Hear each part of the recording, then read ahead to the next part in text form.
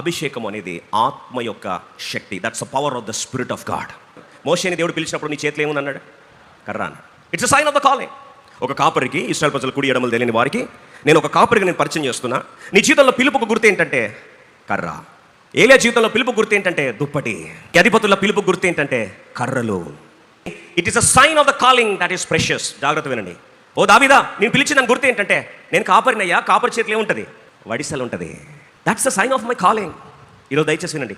The sign of your calling has a supernatural anointing. 1 Thessalonians 5:24 పిలిచిన వాడు నమ్మదగిన వాడు గనుక అలాగూ చేయను. నీ పిలిచిన ఒకసారి గుర్తు చేసుకో. ఎక్కడ ఆగేది ఉండదు. ఎందుకంటే పిలిచిన వాడు ఎవరండి? నమ్మదగిన వాడు.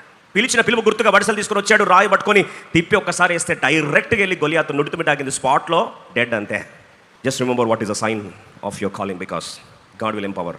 అభిషేకము ఒక కాపరి యొక్క కర్రను ఎర్ర సముద్రాలు చీల్చే ఆయుధముగా మార్చేస్తుంది. నీ ఆయుధానికి కానీ అభిషేకం జోడైతే సాతాను వెన్నులో వణుకు పుట్టాలి. నరకము గజగజ వనకాలి.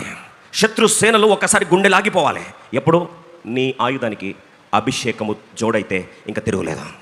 ఒక సామాన్యమైన వ్యక్తి దేవుని అభిషేకం టచ్ అయితే అసమానమైన కార్యాలు చేయగలుగుతాడు. The difference is not in the person, it's not in the weapon, it is in the anointing.